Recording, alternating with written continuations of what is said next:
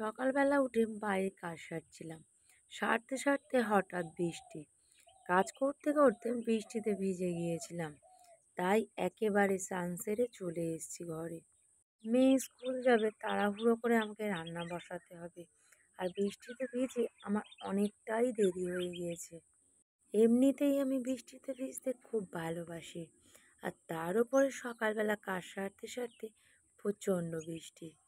সকাল থেকে বৃষ্টি হয়ে গেছে, একটু বন্ধ নেই।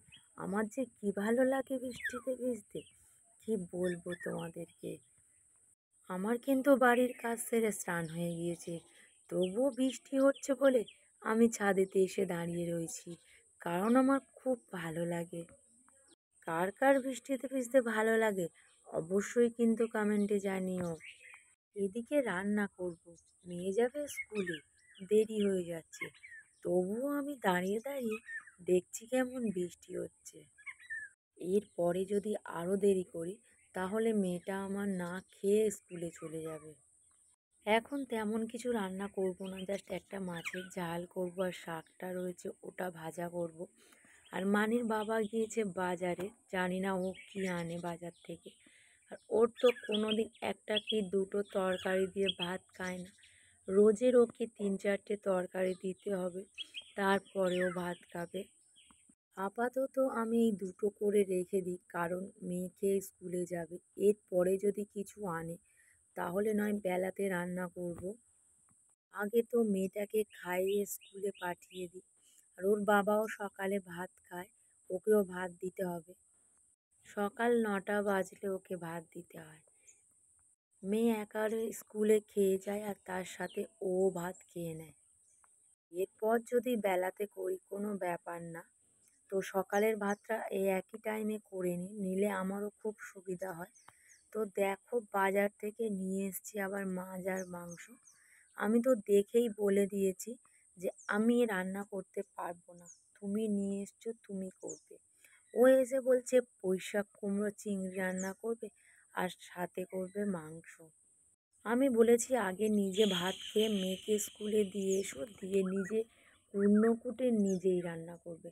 আমি করতে পারবো না, প্রত্যেকটা দিন খালি মাছ আর মাংস। একটা দিন কি অন্য কিছু খাওয়া যায় না? আমি তো সকালবেলা মাছ রান্না করেছি, আবার নিয়ে এসছে চিংড়ি মাছ মাংস। এত কে রান্না করে? আমি তো আর কিছুই করতে পারবো না, কারণ আমার মাথা প্রচণ্ড যন্ত্রণা হচ্ছে। সকাল সকাল বৃষ্টিতে ভিজে মাথাটা ধরেছে। ওকে বলেছি মেয়েকে আগে স্কুলে দিয়ে এসো, স্কুলে দিয়ে এসে তারপরে বাড়িতে এসে একা একা কুটনো কুটে আর একা একাই রান্না করবে। আর আমি চুপচাপ বসে থাকবো, আমাকে রান্না হয়ে গেলে খেতে দেবে, আমি চুপচাপ বসে খাবো।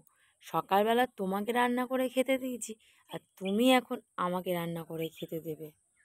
বেশিরভাগ রান্না কিন্তু ওই করে, আমি একটু খুব কম করি, তাড়াহুড়ো থাকলে করি।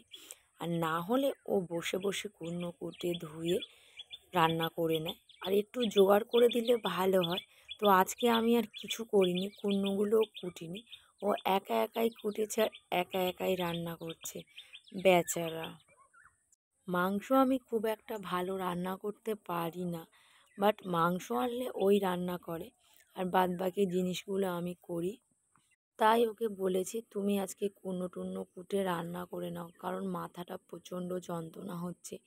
আমি গিয়ে একটু শুয়ে পড়ি, আর তারপর রান্না হয়ে গেলে আমাকে ডেকো, তোমাদেরকে ভাত দেব।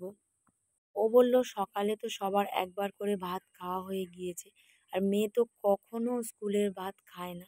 ও বাড়ি আসুক, আসলে সবাই মিলে একসাথে 3:30টায় ভাত খাবো।